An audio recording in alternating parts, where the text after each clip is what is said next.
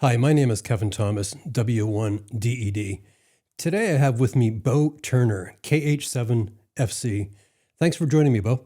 Hey, thanks for having me on there, Kevin. Well, I appreciate it. So before we get started, I need to clear the air. You're sort of known on the airwaves as a Lion Hawaiian. What is that all about?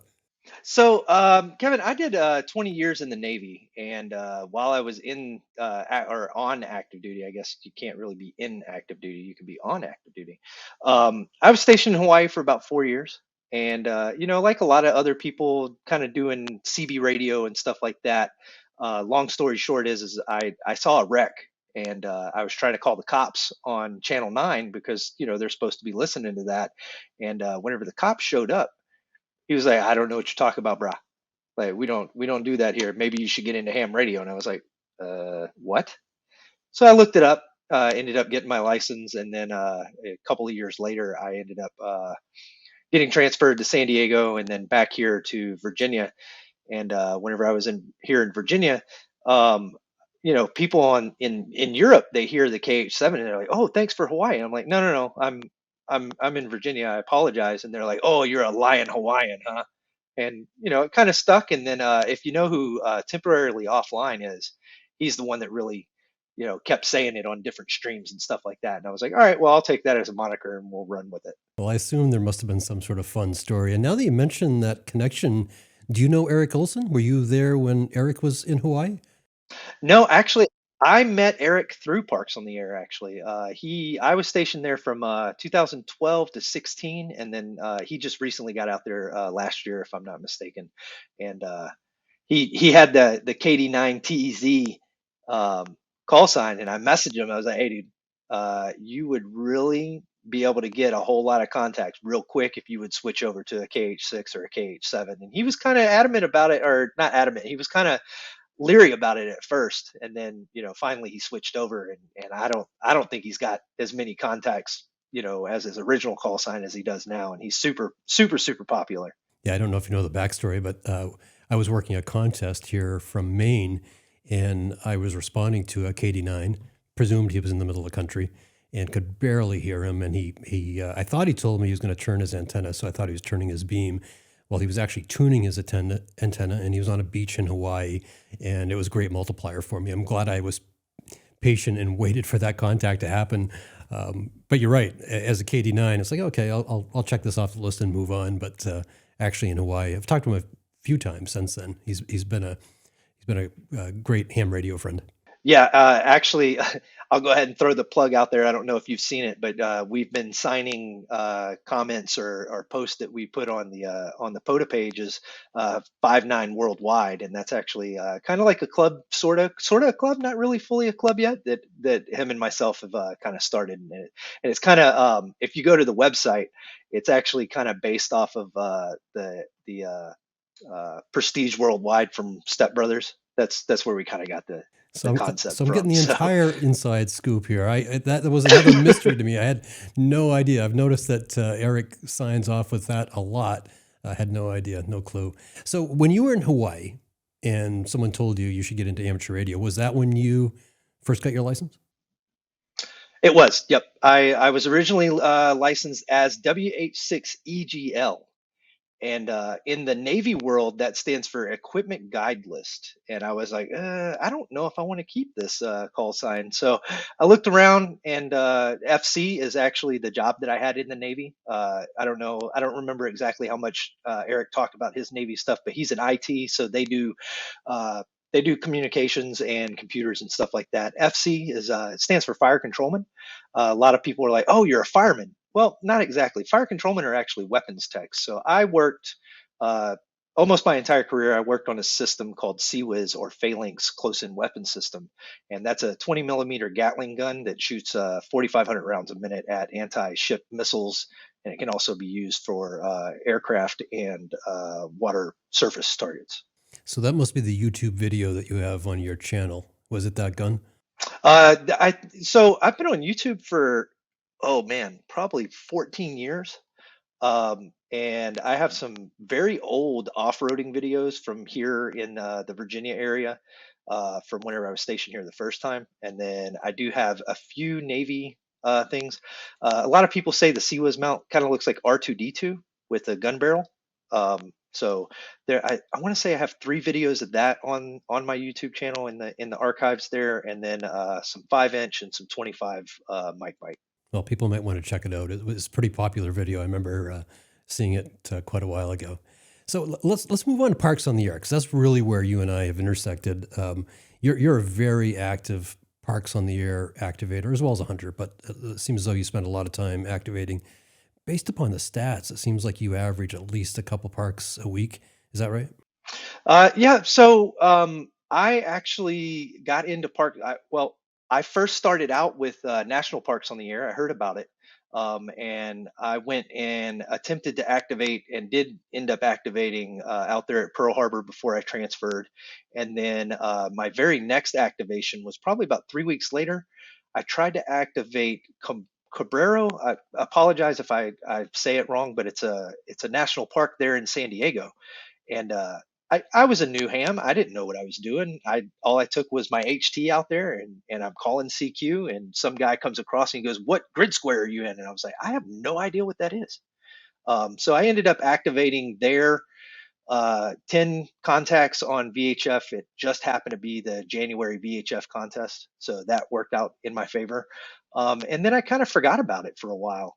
And in, I want to say 2020, I happened to see that I was already a member of the Facebook group and completely forgot about it, I guess. So I was like, all right, let me see what's in my area.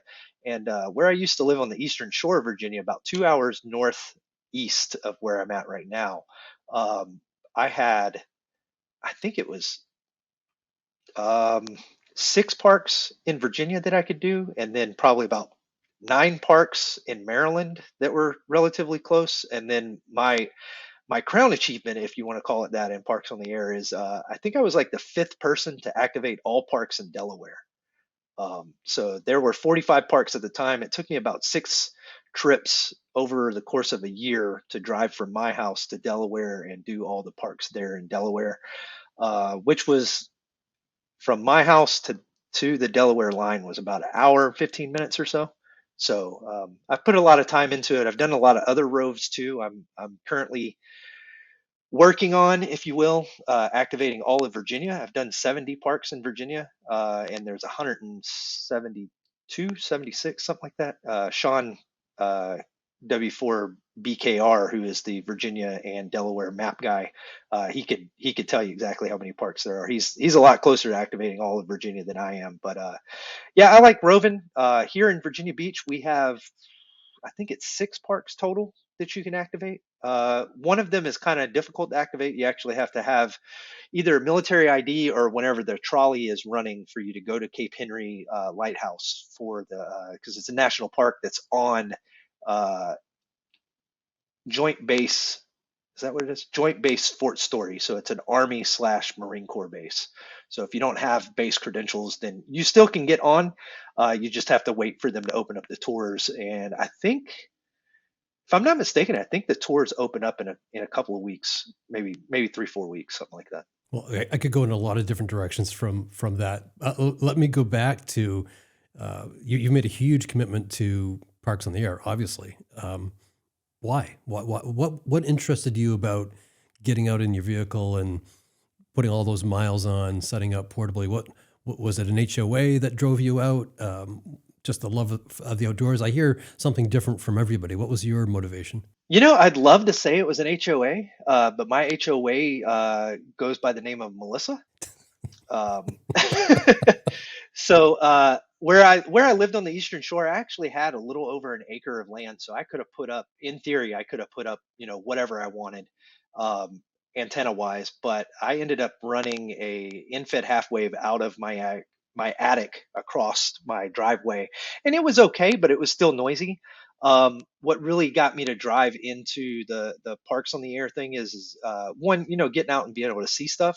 And everybody, that's everybody's basic thing. But somebody said just the other day, I forget exactly who it was. Actually, I think it might have been on another stream that you were watching. Somebody said, when you're a Parks on the Air activator, you're the show, and if you like to be the show, then Parks on the Air is the place to be. So I figured, I tried it out a couple of times. My first setup was FT 890, or sorry, 857 Delta with the G5 RV and a tuner that I ended up letting the magic smoke out of. And then I just had it. I had a man, what's that thing called? Mr. Long Arm.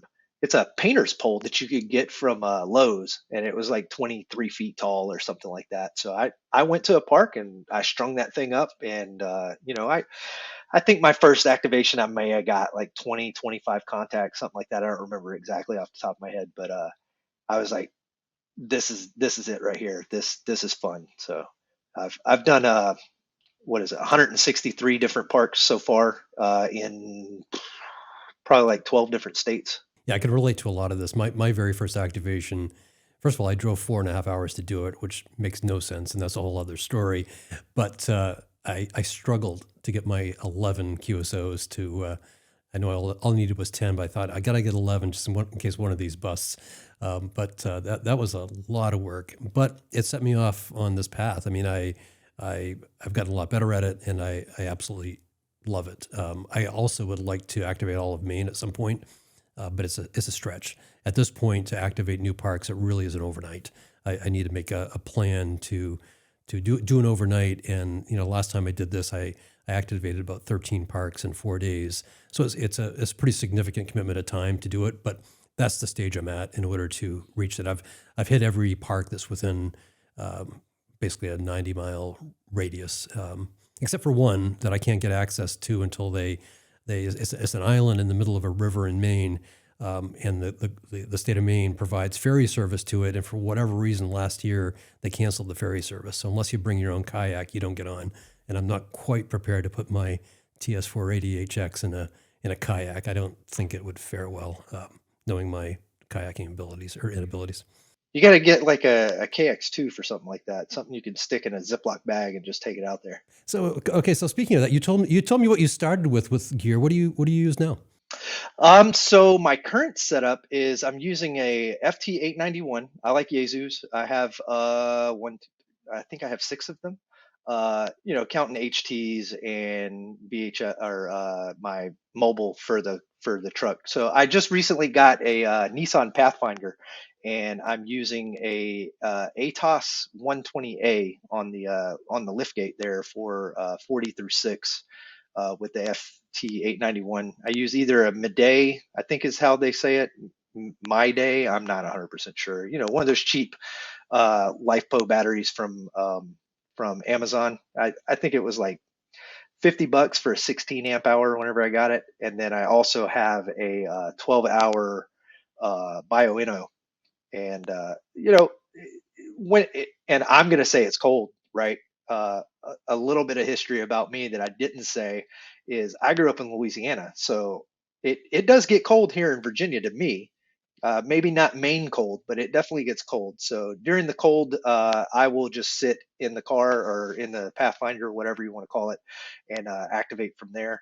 But I also have I have a KX2 and K6 ARK microphone, a K6 ARK random wire, and then I have another gentleman in Canada made me an in-fed half wave that plugs right into the KX2, VE6 VE6 VID Malin. I don't know if you've ever heard of him before. He's more of a soda guy, and then for the 891, if I take that out of the car, then I have a KM4 ACK in-fed half wave also. I like in-fed half waves. I have a 12-meter spider beam pole. I have a 7-meter spider beam pole, and I just got the Carbon 6 from Soda Beams. I haven't used that one yet, but it's definitely kind of handy. The last I wouldn't call it a rove, but the last park that I went to that was difficult to get to, I don't know if you saw the YouTube video that I put out for it, but False Cape State Park, which is the most southern park in Virginia, you have to either walk or ride a bicycle through Back Bay National Wildlife Refuge. And I took both my KX2 kit and my 891 that day, so I had probably 40 pounds of radio equipment on my back, and I rode my bicycle out there, and it was probably 9.5 miles round trip. But I did I don't make it a real big habit to make a ruckus of stuff that I go out and do with the park rangers and stuff like that. But I did talk to one of the park rangers, and we had probably about 20-30 minute conversation, and he was like, so it's a contact sport. And I was like, contact sport, that's a good that's a good analogy. I like that. And he was like, yeah, man, you can set up anywhere you want. Virginia state parks, as long as it's not permanent, we don't care, so much what you do in the state parks. So he actually suggested that I um, go back a little ways. It was probably about a quarter of a mile from the Welcome Center. There's a camp area and a boat dock. So I set up there. I started out with the KX2 because if I brought it, I might as well give it a shot. And I think the solar weather was a little wonky that day, so I only got maybe 6 contacts in 40 minutes, something like that. And I was like, all right, I'm busting out the 891, throw it up to 100 watts, and let's get this thing done. So I think I ended up getting, I want to say close to 200 contacts in probably 3 hours or so, something like that. So I wanted to ask you about that. When you do activate a park, it sounds like you're looking for more than 10 QSOs. You're there for a longer amount of time, and you're going to put a number of contacts in the log. Is that usually your goal? So there was a post yesterday on Facebook where I told the guy that posted it. I don't remember exactly who it was, but the guy was talking about his goals. And honestly, my goals, they change on a to day basis, and they can even change park to park, honestly. So my ultimate goal, like I said earlier, is I would love to be able to activate all of Virginia, but some days that's not a possibility. So if I got if I look at the map, I think the closest park that I haven't done, like you, is probably about, I'd say it's about an hour and a half away, something like that. So I do have a rove that's planned for April, and I plan on doing, I think it's 15 parks in like a 4 day period in April, and I may do all of those in a single day. I don't know, I haven't decided yet. So yeah, I wish there was a straightforward answer to your question, but I think it really depends, because some days I'll go sit over here at one of these parks that's local, and I could sit there for 2, 3 hours, 4 hours, something like that, until the battery pops, uh, and just put people in the log. But if I'm out on a rove, for instance, January 1st this year, I did 10 parks, I think it was. Or yeah, I did 10 parks in 9 locations, because there was a twofer that I ended up doing because I wanted the what is that, the Warthog Rover Award.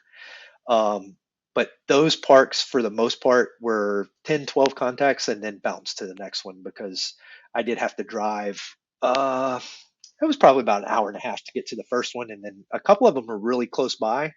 And then some of them were 20, 30 minutes apart from each other. So I think I left my house at 6:30, 7 o'clock in the morning, and I think I got home around 8, 9 o'clock that night, something like that. Yeah, I totally get it. It really does shift with the day and what's going on in the day. I think that I've gotten to a place where I'm traveling so far to activate some of these parks that once I get set up, I want to maximize it. Particularly if there's a lot of people calling and they need main for the log. I don't want to disappoint. So as long as they're calling me, responding to my CQ, I'll probably hang in there. But I get it. It does shift based upon a lot of different circumstances. I know when I was coming back from my rove up on the mid coast, I did about 14 parks in 4 days, and I was just running out of time. I'd already squeezed in a couple parks that I hadn't intended, and I needed to get home. So it was just, how do I activate this quickly? And of course, as soon as I put that in my head, I left a battery clip in my car and had to hike 20 minutes back to get it. So it ended up not really working Oh in yeah, my I favor. think I remember seeing that video where you talked about that. It was ridiculous, and yeah, you just can't hurry through it. So I know, or I think last weekend you activated one of the battleships, or one of the Navy ships down in Virginia. Was that right? Yeah, so Saturday and Sunday this past weekend was the Virginia QSO party, and I joined the Battleship Wisconsin radio club probably like Wednesday, technically, I guess you could say, or the week before. Originally, I reached out to him because usually the Wisconsin plays in the Wisconsin QSO party, and that was the previous weekend. But unfortunately, the Wisconsin is only open on Sundays from noon to 4, I think it is, and the QSO party started at like 2 or 3 o'clock local time, so it really wasn't conducive for anybody to play for the Wisconsin QSO party. But so Saturday I went to do the Virginia QSO party, and I had this big plan. I was going to go in, I was going to make some contacts, and play in the QSO party, which I'm not really a contester. That flavor, and there's nothing wrong with it. It's just that's not my flavor of activating or act to operate. So I tried to live stream at 1400 local, 1800 UTC, and whenever I took out the laptop and tried to get on the Wi-Fi, I couldn't get on the Wi-Fi. And then I said, okay, I'll hotspot my phone. No big deal. I hotspot my phone.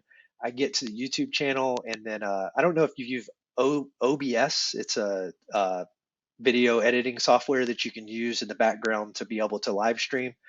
I guess I had opened it at some point in time, and it took over my webcam and wouldn't let me live stream. So there's like 5 minutes of people going, "Hey man, what's going on?" All we can hear is CW in the background, and I'm like, "I'm trying to fix it. I'm so sorry." So I ended up canceling that out, and then I live streamed for, I think it was about 35 minutes or so from my phone, but it was horrible, and it didn't process or save. So I don't. I gotta go back and look and see if it ever processed. But anyways, the main point was is yes, the Battleship Wisconsin here in Norfolk, there is a radio club. The If you know anything about battleships, the club space is up on the O3 level, which is 3 decks above, uh, the regular main deck as we refer to it as. And there are two IC 756 Pro 2s, I believe is what they're called. I'm not super familiar with those radios, so I couldn't figure out the filtering and stuff like that, but they're great radios. They worked exactly how we wanted it. And then there's another room that I didn't film any, and I regret that, but I'm going back. Um, there's another room that has some World War II era radios in there. So there was a transmitter and receiver set that the guys that have been part of the club for a while, they use them for CW and AM broadcast on 40 and 80. And then the club, somebody in the club, I'm not 100% sure who it is, somebody in the club just restored a set of Drake radios, and those are supposed to be taken back to the ship sometime in the near future. Hopefully they'll be usable, because the Drake set, it can do sideband and AM and CW. I don't know CW, so I can't help them on that side. But I would really love to do Museum Ships weekend, which happens to be the same weekend as Plaque event this year, and I'd love to be able to do it from the ship, from the World War II era equipment. And I might even, depending, I got to talk to some people, but I might even do it as a POTA activation, because the ship is sitting in the Elizabeth River, which is part of Kilo 4567. So do you need to be either active military or former military to operate that station, or could a civilian like myself get access to that? So it is a museum ship. Most of the people that are there are prior military, just because this is a big Navy town. But there was, I want to say there was 3 people that came in. We had the door open; people could come in and see what we were doing. It's a, hey, this is ham radio. This is what we're doing, kind of thing. I want to say that they did offer 2 of the guys that were licensed, if they wanted to jump in, that they were allowed to. I would definitely say that if anybody is interested in that and they're visiting the area, to look up the ship. The club website is November 4 Whiskey India Sierra.org, or N4WIS, which is Navy for Wisconsin, right? And shoot an email to the club leadership and ask them about it. Like I said, I haven't been a member of the club very long, but I do know that who was it? I think it Shep. There was somebody that was just in Hawaii that got to go operate over on the Missouri, and they're not a member of the club, and I don't think they had military background either. So it is possible because it's not on base. It's just a museum. There is if you go to do the tour and stuff like that, there is a fee that they charge. But as far as I could tell, they would allow guest people to operate as long as you set it up beforehand. It's good advice. I mean, it sounds like fun. I get down to Virginia maybe 2 or 3 times a year. My dad lives down there, so maybe I'll put that on my list. So you mentioned the plaque event and that you might participate in that. Tell me about that. What's your view on the plaque event? This is a new event, or maybe better put, an evolved event from Parks in the Air. It used to be the Support Your Parks weekend, and now they've taken the plaque event out of that and created its own event the beginning of June. What are your thoughts? So I have to start with, I didn't really know what, 2 years ago, I didn't really plan on doing anything for plaque event. And then there was a gentleman that came to my area and he said, hey, let's go activate some parks together. And I was like, all right, cool, we can go do that. So we did the perfectly legal park to park, standing next to each other, basic concept of doing 2 meters, 6, the bands that you're not typically going to get in Bumble nowhere. So we did those, and then I got an honorable mention for being the person that had the most contacts on VHF that plaque event. So I was like, oh, okay, cool. I didn't win a plaque. And then the following year, which was last year, I was gonna go out and I was gonna do like a big rove, and then I heard through the grapevine that James VE3JLN and then the other James what's his last name, Mon, I think, right? PZN, Kilo Echo 8. Yeah. I heard he was doing some crazy rove, and then I heard that Bill and Ringo were doing some crazy rove, and I was like, I like to sleep. I'm not gonna do that this year. So I hunted a little bit, I think, but I didn't really do anything. I'll be honest. I think it's a good evolution to the party, I guess, if that's what you want to call it, or to the plaque event. I'm interested in seeing, since the multiples aren't really going to count, how it's going to play out this year. But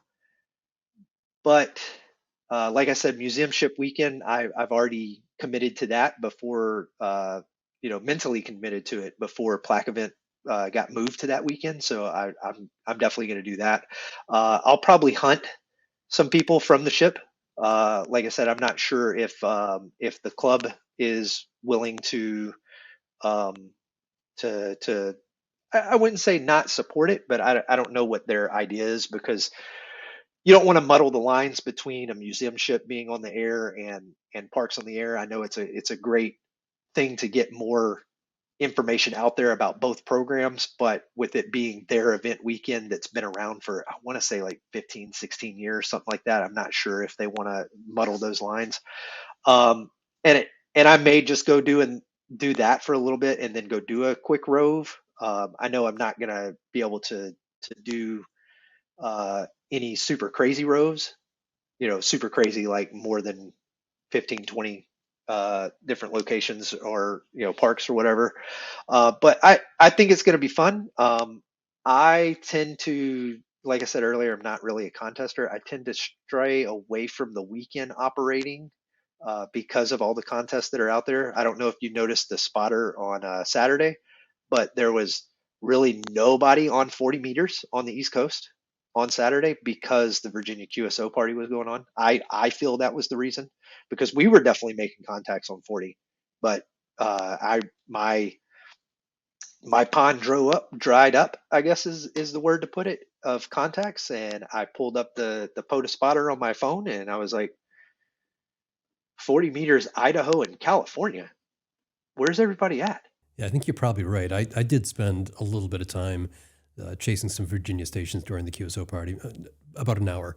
And at the time of day that I was on, there were a lot of Virginia stations on 40 meters, a lot, and not many POTA stations for sure.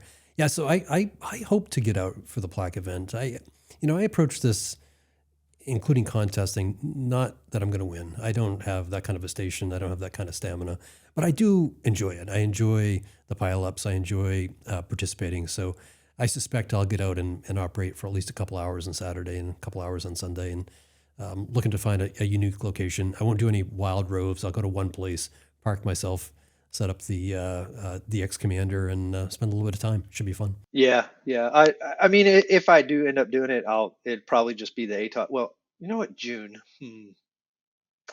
I might just go to First Landing and set up an infed, but also I have to reach out to my locals and see what they're doing because I also hosted a event back in October at First Landing State Park, which is Kilo 1299, and we had, I want to say, like 15, maybe 20 people showed up. It was a great event, but um, having that many radios and that many operators that close together and not using band filters.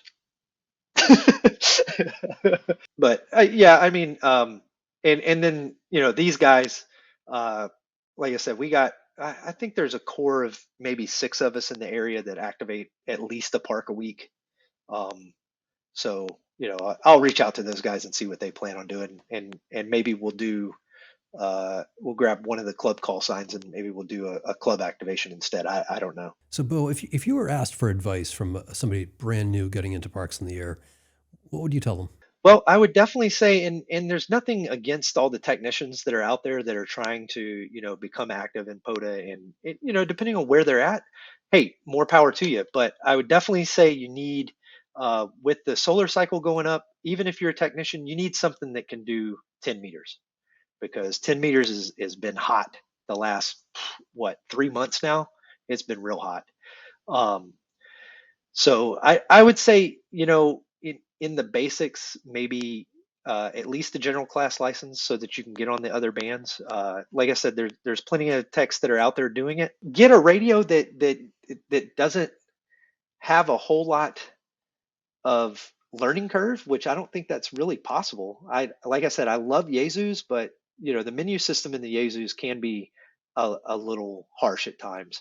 I would definitely say, if you got the money, definitely don't start with QRP. QRP, there's nothing wrong with QRP. Like I said earlier, I have a KX2, I have a TX500 also, but it's broken, so I'm not going to go into that. But QRP can be very frustrating even for people that have been playing parks on the air for a while. I'm not saying it won't get the job done, but I will say that if you're new and you're frustrated because your antenna doesn't work or you don't think you have enough power or the 15 other reasons that you think that it's not working correctly, I wouldn't throw QRP into that mixture. I would say if you got the money, get a FT891. Maybe if you got a little bit of soldering skills, or not even really a little bit of soldering skills, get a infed half wave kit. And if your parks allow you to put stuff in the trees, then you don't necessarily have to worry about getting a fiberglass mast or a mast of any sort. And just experiment, see what setups work the best for you. I've found that with an infed half wave, that an inverted V is my best bet. That's me. I'm also, and I'm pretty sure you can attest to this, Kevin. But being near the ocean is definitely a help. And most of my local parks, even though I'm using an ATOS, and a lot of people are like, "Hey, that ATOS isn't going to get you any contacts," I get into Europe every time. But I'm right here by the ocean, so the saltwater amplifier is better than any amplifier out there you can buy, in my opinion. Yeah, I totally relate. My favorite park is Mackworth Island, and it's also the closest park to my house, but it's probably 22 minutes away, and I can set up 20 feet from the Atlantic Ocean. And first of all, it's just a beautiful setup, beautiful scenery. I'm looking over Portland, Maine, Casco Bay, but it never fails to perform well.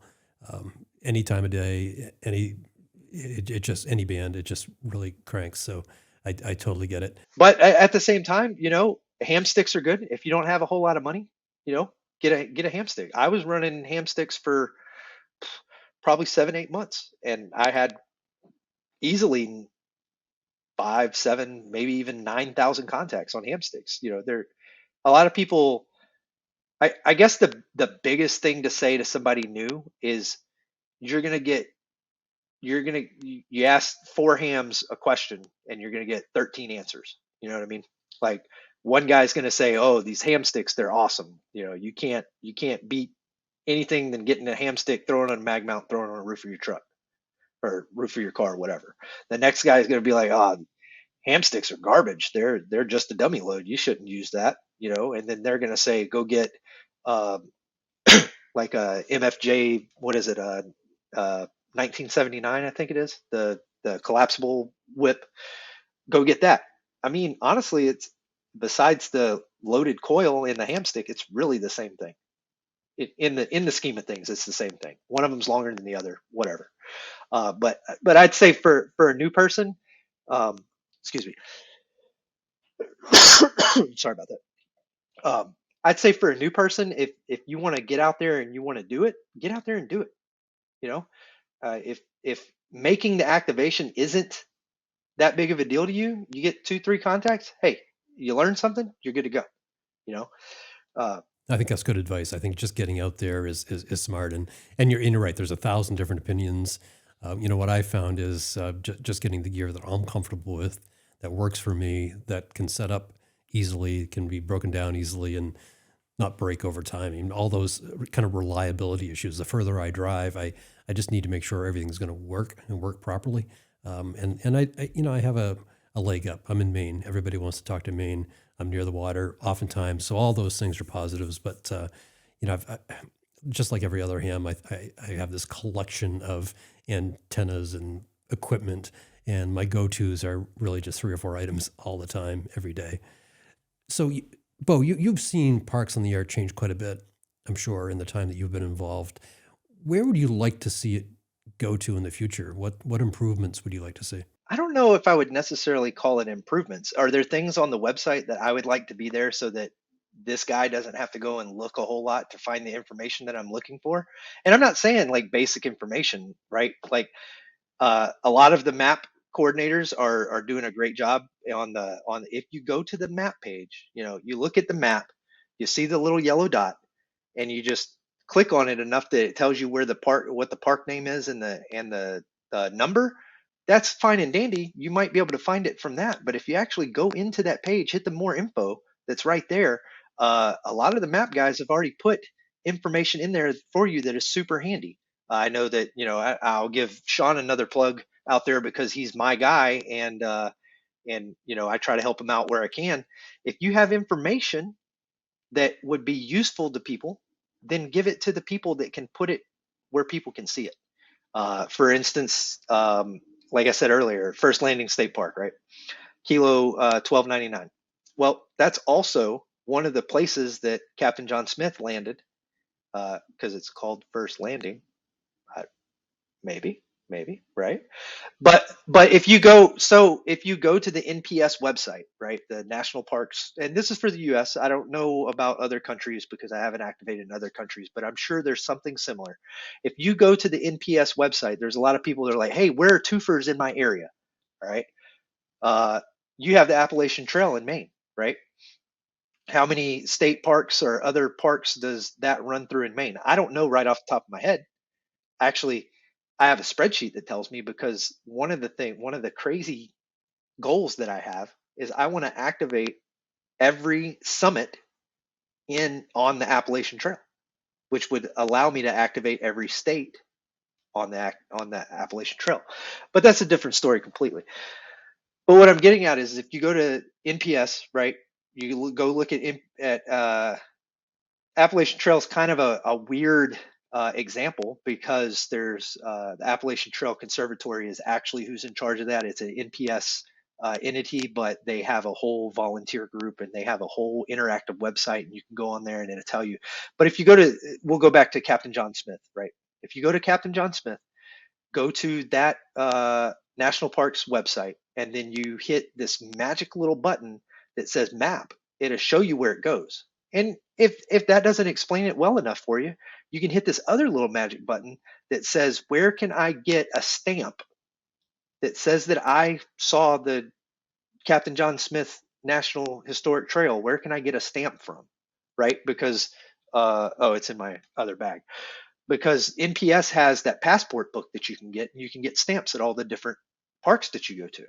Well, if you go on there, Captain John Smith will show you what state parks or other national parks that it runs through, and you can get a stamp. So if you can get that stamp at whatever First Landing State Park, then anywhere you're in First Landing State Park is actually a twofer for Captain John Smith National Historic Trail.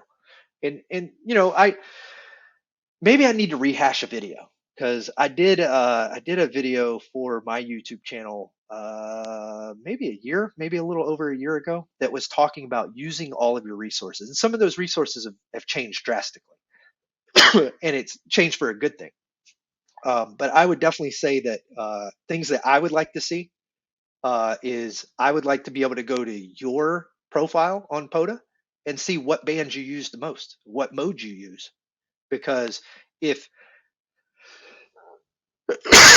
man, I apologize. Um, for instance, if I'm not an FT8 user, right? And there's nothing wrong with everybody using FT8. I get it. That's what you like to do. You do you. You know, there's CW only ops, there's FT only ops. I'm mostly a sideband guy. I would use FT8 if I have to. And what I mean by have to is I've been at a park for an hour and I haven't got my 10 contacts. I'll bust out the FT8, bang out some contacts real quick, and then I'll roll on. But if I go to your profile, and for me, main 20 meters is going to be key most of the time. I can get main on 40 a lot of times, also depending on the time of day and blah blah blah blah blah blah blah. But if I go to your profile and it says that you only use FT8 on 15 meters, then I don't need to sit around and watch for you on the POTA spotter, because I already know that 99% of the time that's the band that you hang out on, and I'm not more than likely going to be able to hear you. Now, if I see you on the spotter and you're on sideband and you're on a band that I don't think that I'm going to hear you on, will I go check it out if it's something that I really want? And that, really want could be you, could be the park, could be the band at that park. There's all kinds of different I really wants.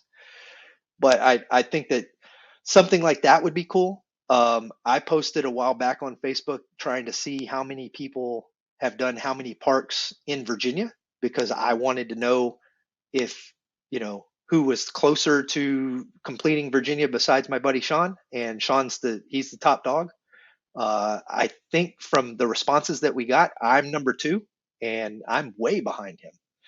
But I think that also, the WAS, right? The worked all states, little the green squares or whatever. I think that, and I'm not a programmer, so I don't know if this is like 3 clicks and it's done kind of thing, which I don't think it is because they haven't done it yet. But I would like to see that be able to change. I should be able to select what it's showing me for data. I just got Saturday, I just got worked all provinces in Canada. I didn't even know I was anywhere close to that because it's not something that I've been tracking. And I get it that they've been adding new trackers for different things to the squares. But I think that the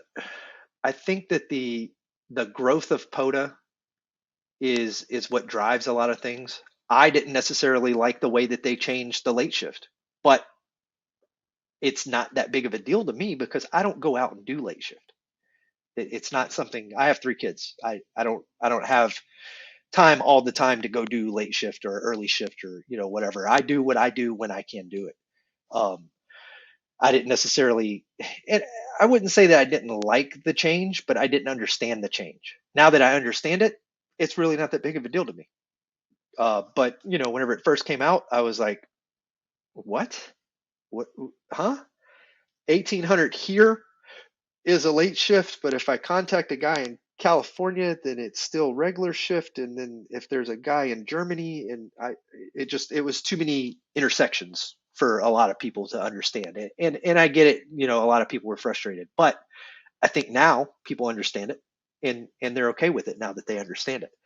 But yeah, like I said, I don't know if I would change anything as the core in the rules per se.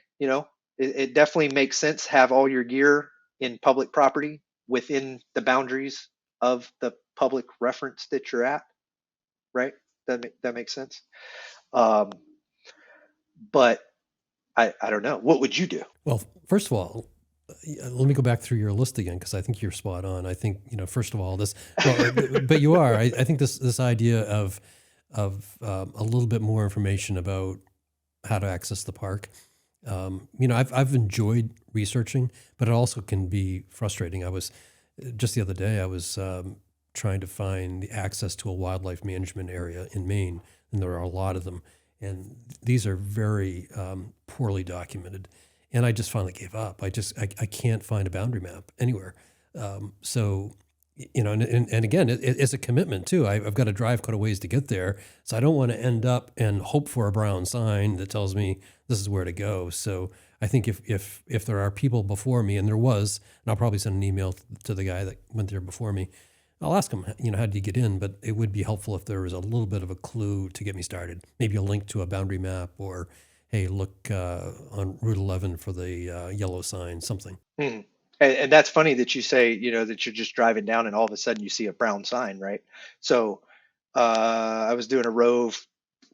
I don't remember. I forget. It was in the last 6 months I was doing a rove, and I was going to a park that was, over there where that pillow is. And I'm driving down this road, and all of a sudden there's a brown sign that says there's a park that way. And I'm like, what? So I pull over, right? And I look it up, and I'm like, that park is 45 miles the other way. Why in the world is this sign here? But I was about to, like I said, Virginia map guy is my buddy. I was about to send him a text and be like, hey man, why didn't you add this park over here? and I'm not advocating for anybody to email people they don't know and say something like that. What I would say though is for parks, whenever parks do get unpaused to be able to add US parks, if you see something, right, go ahead and email your map person and say, hey, do you happen to have a list? And they're not necessarily going to tell you what's on their list, right? Because that would be kind of silly in my opinion. But you could say, hey, do you have a list of parks that are going to be added? And is this one that I just happened to notice the other day, or, and in my drives, is that on it? They'll tell you whether or not it's on it, I would think. The only issue I have with that, Beau, is I would like to work all the parks in Maine. So before they add any additional parks, let me knock off the 146 that are here.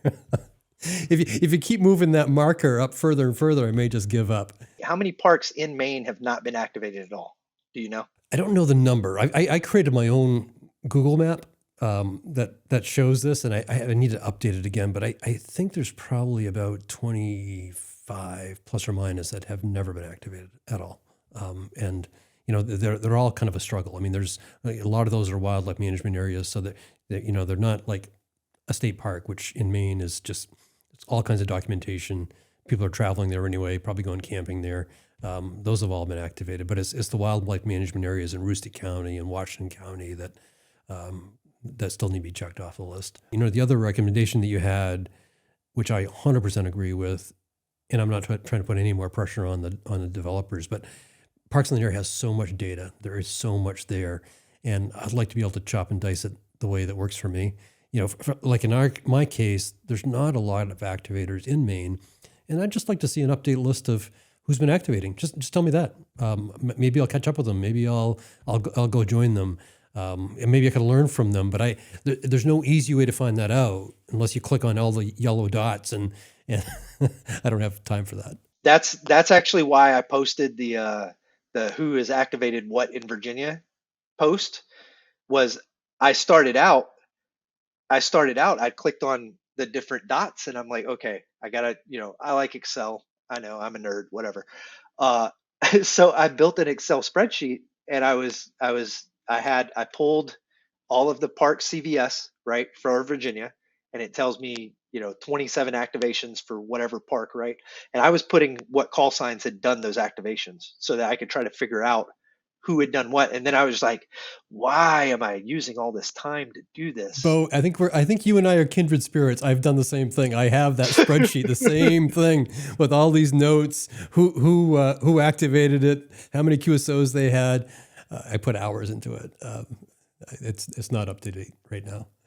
Well, Beau, I appreciate your time today. It's been great connecting with you. I hope to be able to talk to you on the air here sometime soon. Yeah, I don't think we've actually we've made the connection on the air, or if we have, it was maybe once. I haven't been on the air that much lately. I've been doing, I went to the Caribbean and activated down in St. Vincent, which was kind of a major undertaking, and it sort of burnt me out. Like I came back home to winter in Maine, which isn't like winter in Virginia, and I kind of put the portable stuff aside. And then I've also been doing a couple contests, and once I do a 48-hour contest, I just don't feel like turning the rig back on. So I've got to get back into a better habit. I hope to get out this week. That's my goal, to go to an activation this week somewhere close by. Yeah, I want to get my yearly numbers up, and I think I've might have only been to 5 of the references in the area so far this year. But I did go to so where I live in Virginia Beach, North Carolina is 20 minutes away.